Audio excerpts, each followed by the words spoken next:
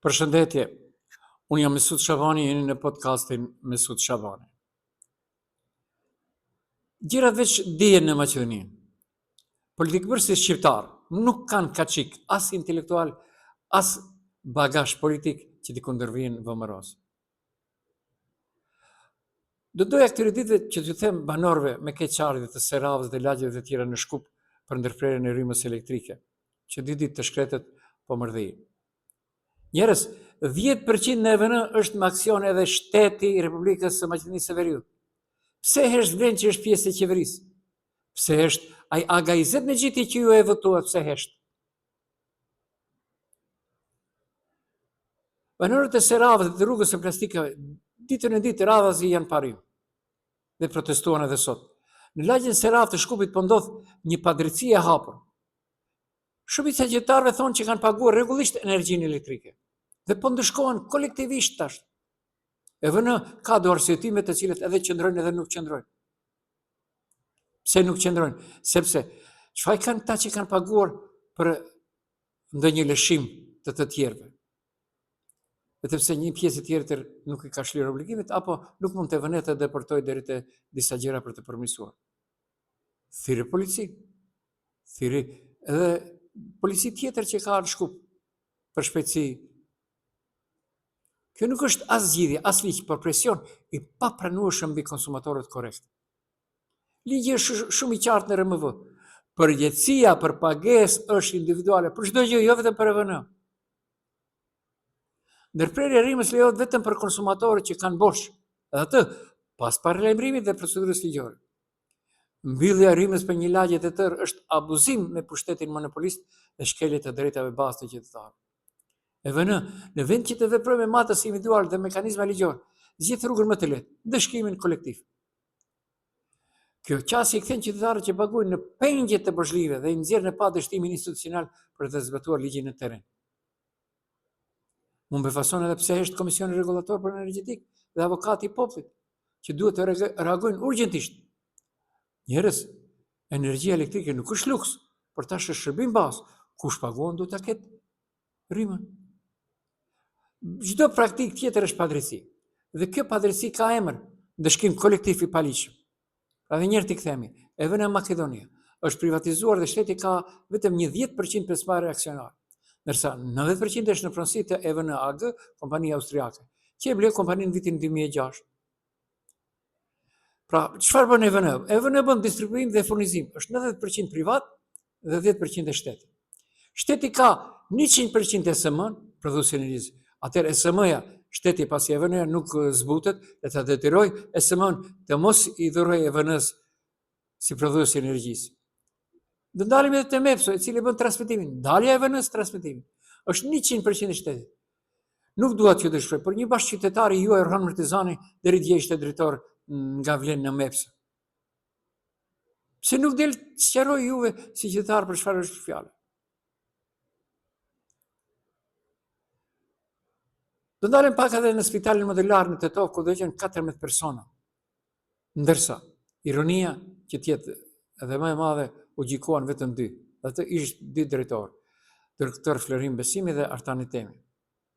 Krit janë duke u çmendur dhe u çuditur edhe familjarët edhe qytetarët edhe gazetarët. Pse nuk u thirrën në përgjegjësi ndërtuesi braku i objektit? Pse nuk u morën në përgjegjësi ish ministri i Shëndetësisë Filipse dhe ish zëvendëskryeministri Angjëser? Dhe befasi e di që tjetër është gjykata apelacioni kushtivare, e cila sot u dha në përmediume se ka rritur dënimin për 2 të pandehurit nga 1 vjet e gjys në 3 vjet me burg. Dhe kuptohet spitali klinikit e Tetovës dënohet edhe me 300.000 denar të tjerë.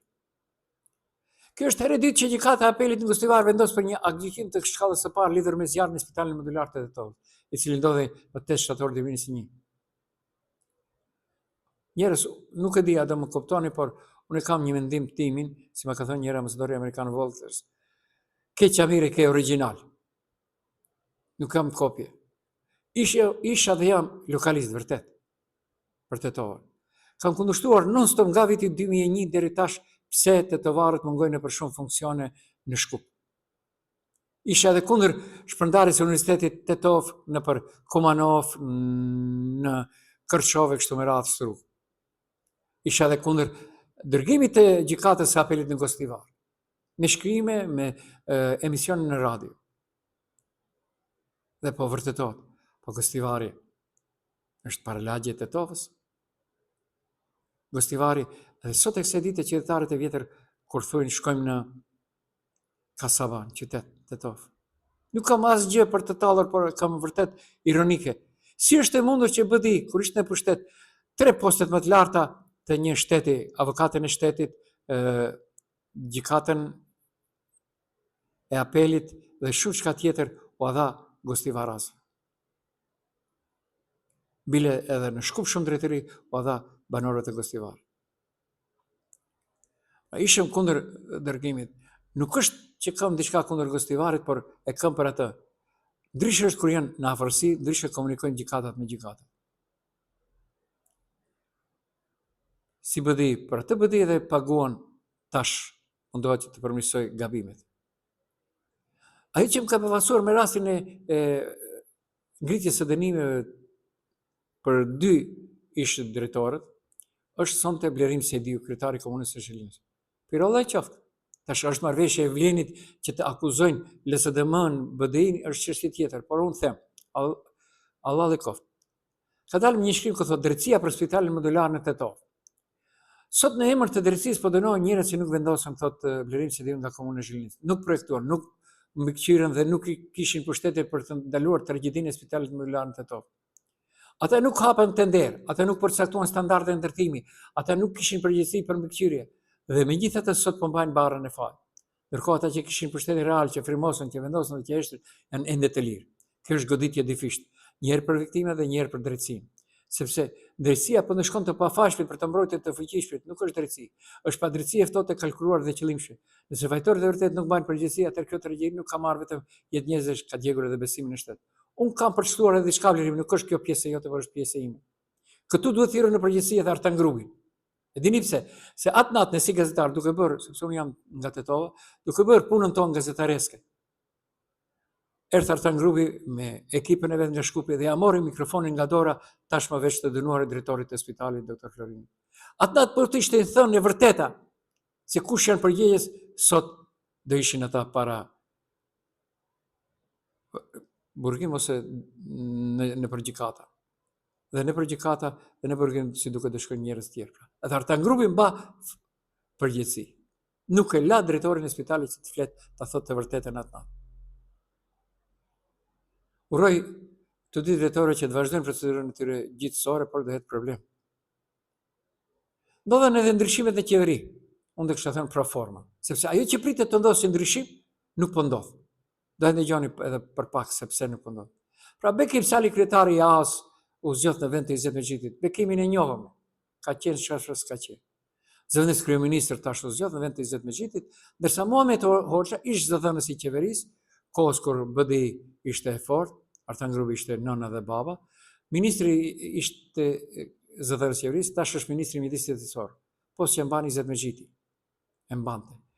Dhe u paralajmëruan nga vetë Mickovski, edhe pse pat një konflikt në deklarata. Vleni thoshte do marrin edhe një ministri plus, Mickovski sqaroi. Jo, ministri jo, atë Izzet Mexhiti do e marrin dhe sepse Izzeti mbante 2 poste. Baba, aga Izzet. Ndërsa tash di kthehemi postit që pret ndryshimi. Është posti i Ministrisë së Shëndetësisë, ku ministri është Azir Aliu nga Gostivari. Pse nuk ndodhe ky ndryshim tash para vitit të ri? Burrimet e mia nga qarqet politike brenda qeverisë VMRO Vlen, sot thonë, Azir Aliu ka tërtisur të zë postin e drejtorit të AEK-ut, Agjencisë për Komunikim Elektronik. E këtu do bëj një frymarrje. Pse? Këtë post e mba jeton Akiku nga Gostivari që nga viti 2020. Po prapë edhe një Gostivari na doli nga ajo që thash. Për natë të Tetovës. Jeton Akiku përdryshe është dhëndri në Nevzat Betës. Pat një deklaratë atëherë për Evropën e Lirë, se nuk ka ndikuar. Sipas konkursit që duhet të jetë në vitin 2026. VMRO deri atëherë do e mbani qeveri Azir Aliu sepse ka merita për këtë qeveri si ministri i shëndetësisë. Ku e dim ne çka ka miratuar ai në Shtip, në Spitalin Klinik dhe në Manastir. A për Tetovë dim, i kputi. Tek fillon lufta politike Azir Aliu që vjen nga ASH Taravari, tash është pa parti politike, vlen. Thojza dhe dhëndit e Nevzat Betës vlen për postin e hek. Uroj që Nevzat t'u alëm të rive botën, hum ti që të mbetet dhëndëri.